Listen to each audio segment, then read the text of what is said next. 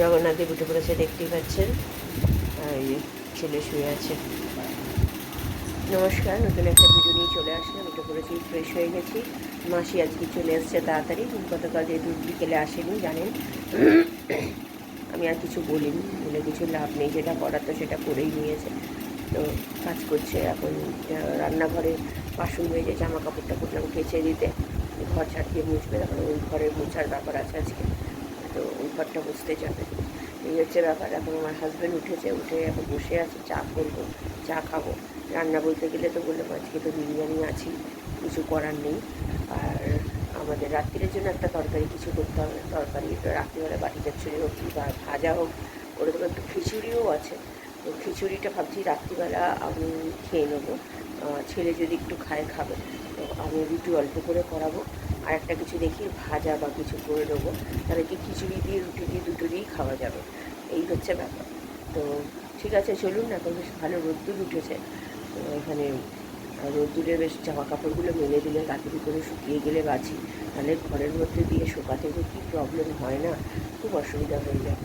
তো ঠিক আছে, চলুন। ছেলেকে আজকে তো আজকে নেই ছেলে, আমারও পড়ানো নেই। ছেলেরা আমার স্টুডেন্ট তো এই সপ্তাহে বলতে গেলে একদিন পড়লো, মঙ্গলবার দিন শ্যুট করলো। মঙ্গলবার দিনই ওর ঠাকুরদাকে ভর্তি করলো, তারপর থেকে তো আসছেই না। সোমবার থেকে হয়তো আসবে মনে হয়। ফোন করবো, দেখি সোমবার দিন ফোন করবো যে আসবে কি না, কী ব্যাপার, কী হয়েছে না হয়েছে। তো ঠিক আছে, চলুন। আপাতত এখন আর কথা বাড়াচ্ছি না, এখন রান্নাঘরে গিয়ে চা করি, চা খাই।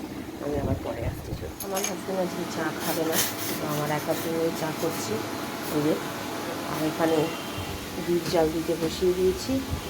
মাসি এখানে কাঁচা হয়ে গেছে, এবার ঘর ঝাড় দিয়ে মুছবে বলে যাচ্ছে। তো চলুন আমার চাটা করি। রোদ্দুর দেখেছি, এটা বলছিলাম রোদ্দুরের ব্যাপারটা, ভালো বেশ রোদ্দুর উঠেছে। চলুন চা পাতা দিই। চা পাতা দিয়ে দিয়েছি, ফুটেও গেছে। চলুন এবার চাটা ঢেলে দিই।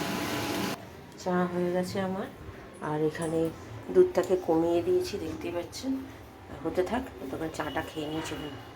জল ভর্তি করতে বসিয়ে দিয়েছি, খাবার জল শেষ হয়ে গেছিলো, দুধ জল দেওয়াও হয়ে গেছে। মাসি চলে গেছে, মাসি ওই ঘর আজকে মোছেনি। তো চলুন, তো জলটা ভরে নিই, ছেলেকে তুলবো। চাটা খেয়েছি, আমার হাজব্যান্ড আজকে আর চা খেলো না, তো চলুন আমি পরে আসছি। ছেলে দুধ দিয়ে দিয়েছি, আজকে হলুদ দিয়ে দুধ দিয়েছি, হরলিক্সটা ঢালা হয়নি, কারণ কি ওই ডাব্বাটা ধোয়া হয়েছে। তো চলুন ছেলেকে দিয়ে দিই। এই যে ছেলে উঠে গেছে, দাঁত মাজা হয়ে গেছে। কটা বিস্কুট নিয়েছো? একটা বিস্কুট কেন নিয়েছো? দুটো নাও, দুটো নাও। আবার মোবাইল নিয়ে বসে পড়েছো? সাথে করে খেয়ে নাও, ঠান্ডা হয়ে যাবে দুধ। তাতে করে বিস্কুট যেটা খাও, একটা বিস্কুট নাও। কী হলো, একটা বিস্কুট নাও। চলো। আবার আমাদের পাড়ায় আজকে আবার রান্নাবান্না চলছে। আজকে তো জন্মাষ্টমী, তার জন্য কেউ মনে হয় খাওয়ায়, মানে জন্মাষ্টমী পুজোর অনেকে খাওয়ায় না, তো সেই রান্নাবান্না চলছে আমাদের এখানে। এই সামনে এই জায়গাটায়, সামনে দোকানটাতে তো সব ক্যাটারিংয়ের জিনিস রান্নাবান্না হয়। তো তার জন্য এখানে মাঝে মধ্যেই রান্নাবান্না করে। আগে এই জায়গাটা আমাদের ছিল, মানে বসার জায়গা ছিল, তো যখন রাস্তা ঠিকঠাক করলো তখন ভাঙা হয়েছে, মানে বসার জায়গাটা তুলে দিয়েছে। তো তারপর থেকে এখানে ছাওয়ার মতো আছে, এখানে রান্নাবান্না করে, তার সুবিধাই হয়। তাতে আলুর দম চলছে মনে হয়, আলুর দম, খিচুড়ি বা এরকম কিছুই হবে। তো আমার হাজব্যান্ড তো বেরিয়ে গেছে, তো চলুন। এখন ছেলে গেছে স্নান করতে, আমি যাব তারপরে স্নান করতে। এই যে রান্না হচ্ছে, এখানে গাছের জন্য দেখা যাচ্ছে না ঠিকই, ওই যে এখানে রান্না হচ্ছে। ছেলের বিরিয়ানি ভাত মিশিয়ে দিয়েছি, আমার হাজব্যান্ড তো খেয়ে বেরিয়ে গেছে বললাম আগে। তো ভালো লাগছে। একটু নুন ঠিক আছে, নুন আমি একটু সামান্য নুন দিয়েছিলাম, কারণ কি নাহলে নুন একটু কম হয়ে যাবে, সাদা ভাত তো। তো চলুন আমি যাবো স্নান করতে, ও খেয়ে নিক, আমি স্নান করে এসে তারপরে আমি খাবো। এই যে আমার খাবার বেড়ে নিয়েছি, ছেলের তো খাওয়া হয়ে গেছে। এই যে ছেলে, হ্যাঁ তুমি তো খেয়েছো, আবার খাবে কেন? তো চলুন আমি খেয়ে নিই। তো আমি একটু কমই নিয়েছি, কারণ ভাত বেশি মিশিয়েছি, আমার একটু বিরিয়ানি কমই ছিল। তো চলুন খাওয়া দাওয়া সেরে নিই, নিয়ে আমি আসছি। এখন দেখছি হচ্ছে এই ডোরেমন নোবিতা, জানেন তো ওর প্রিয় কার্টুন। আমি পরে আসছি, চলুন খেয়ে নিই। কেমন খেলি দুপুরে? আজ রাত্রিবেলা তাহলে কী খাবি? রুটি খাবি তো? তাই করবো না, পরোটা করাবো। পরোটা খাবি?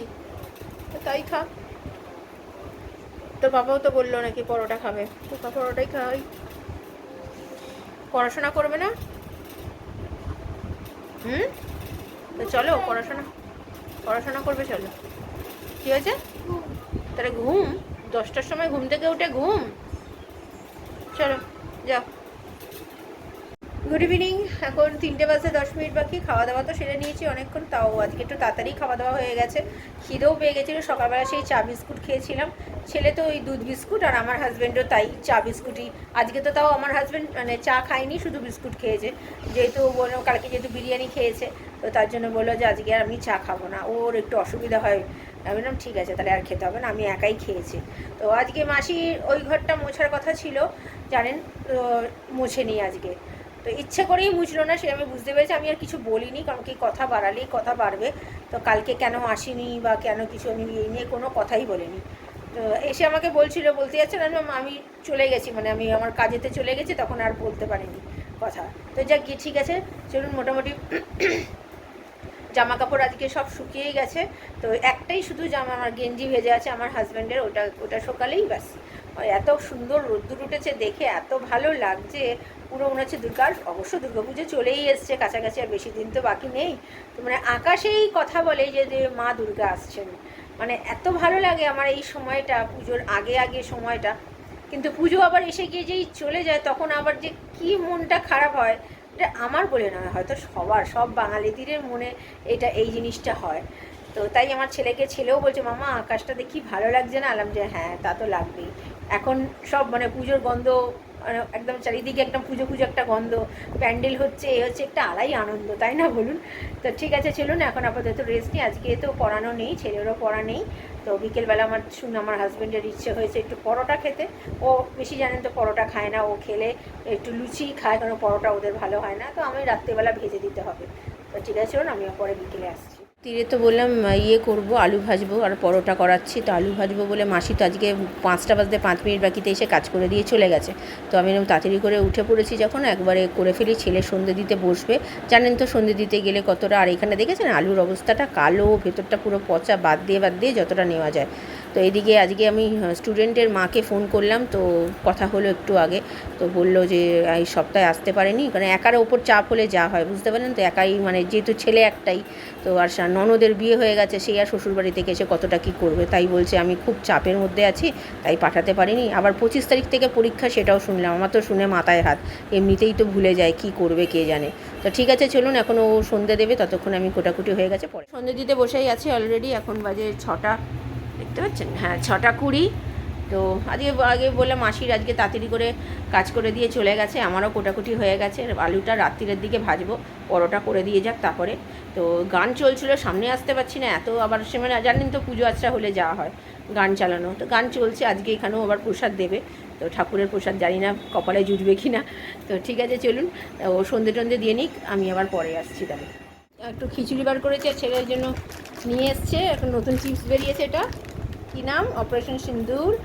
তো চলুন একটু খিচুড়ি আমি আর আমার ছেলে খাই, প্রচণ্ড খিদে পেয়েছে। তো চলুন খেয়ে নিই অল্প করে, নাহলে না পরে যদি পরোটা এমনি শুধু যদি খালি পেটে খাই না, গ্যাস হয়ে যাবে। আর বিশেষ করে আমার ছেলের এমনিতেও আমার পেটের প্রবলেম আমার ছেলের। তো চলো খাও বাবা। এই যে বললাম না, ভগবানের ওর প্রসাদ দিচ্ছে ঠাকুরের, তো এই প্রসাদ নিয়ে এসেছি খিচুড়ি, আরেকটাও দুটো করেই দিয়েছে। তো এটা আমি একটুখানি খেয়ে রেখে দেবো হাজব্যান্ডের জন্য। আর ওই চিপসের থেকে পেয়েছে এইগুলো খেলনা, এইসব খেলনা কি আর তোর চলে? তো পরোটা এমনি করে দিয়ে গেছে, পরোটা মানে এমনি করাইনি, শুধু ভাজাইনি, সে কী বলে ওটাকে কী বলে, মানে সেকে রেখে দিয়েছি, তেল দিয়ে পরে ভেজে দেবো। তো যাক গিয়ে ঠিক আছে, চলুন, রাত্রিবেলা কতটা কি খেতে পারবো জানি না, তো আমি পরে রান্নাঘরে চলে এসেছি আলুটা ভাজতে, কারণ কি 9টা তো বাজতেই গেছে, মানে 9টা বেজে গেছে অলরেডি। তো এখানে এই কালো জিরে দিয়ে করছি না, শুধুই আলু ভাজছি লঙ্কা দিয়ে। তো আর ওইদিকে আমাদের তো শুধু আমাদের পরোটা যেটা করানো, সেটা তো পুরোটা করায়নি, আগেও বলেছি, শুধু জাস্ট সেঁকে রেখে দিয়ে গেছে। আমি এই তেলের মধ্যে ভেজে দেবো, নাহলে না ওদের করে রেখে গেলে আমার হাজব্যান্ড আমার ছেলে কেউ খেতে পারে না, ইভেন আমিও খেতে পারি না, মানে বিচ্ছিরি একটা হয়ে যায়। তাই জন্য আমি আবার একটু হালকা করে সেঁকে নিয়ে তেল দিয়ে ভালো করে ভেজে দিয়েছি, আমার ছেলে তৃপ্তি করে খেয়েছে। তো আমার হাজব্যান্ড তো খুবই ভালোবাসে, পরে করে দিই। তো চলুন খাইয়ে দিই, আমি পরে আবার আসছি। রাত্রিরের খাওয়া দাওয়া তো হয়ে গেছে অনেকক্ষণ। আজকে আমার হাজব্যান্ডও নিয়ে এসেছিলো আবার প্রসাদ। আমার ছেলে তো নিয়ে এসেছিলো দেখালাম খিচুড়ি, আমার হাজব্যান্ড নিয়ে এসেছিলো বাসন্তী পোলাও আর আলুর দম। ওই আমাদের ওই দিকের কোথায় দিচ্ছিলো আমার হাজব্যান্ড দেখতে পেয়ে, মানে বাড়ির খুব একটা দূরে নয়, কাছাকাছি বলেই আনতে পেরেছে। তাও স্কুটি ছিল না বলে তাই আনতে পেরেছে, স্কুটি থাকলে তো আনতে পারতো না, হেঁটে আসছিলো বলে তাই নিয়ে এসছে। ওই খেয়েছি, আর 2টো করে পরোটা রাত্রিরে আমার আর আমার হাজব্যান্ডের জন্য ভাজলাম। তো ওই খেয়েছি। বাকি পরোটা মানে আমি সেকে রাখিনি, মানে এমনি মানে সেকে মানে তেলে ভেজে রাখিনি, যা সেকে দিয়ে গেছিলো সেটাই রেখে দিয়েছি। ওটা দেখি কালকে যদি খাই রাত্রিরে তাহলে কালকে ভেজে খেয়ে ফেলবো। তাহলে ভেজে রাখলে না মানে কেমন খেতে হয়ে যায়, ভালো লাগে না খেতে, তাই আর ভেজে রাখিনি। তো এখন বাজে 1:45। তো একটা বই, সাউথ ইন্ডিয়ান বই দেখছিলাম, বইটা এত ভালো বই হচ্ছিলো। বইটার নামটা জানি কি, কী নামটা জানিস বাবা, মিশন 118, হ্যাঁ। তো ওই বইটাই দেখছিলাম, তো বইটা খুব ভালো। তো যাই গিয়ে ভিডিওটা তাহলে আর বড় করছি না, ভালো লাগলে লাইক শেয়ার সাবস্ক্রাইব করবেন। কালকে নতুন একটা ভিডিও নিয়ে চলে আসবো। আপনারা ভালো থাকবেন, সুস্থ থাকবেন, নমস্কার।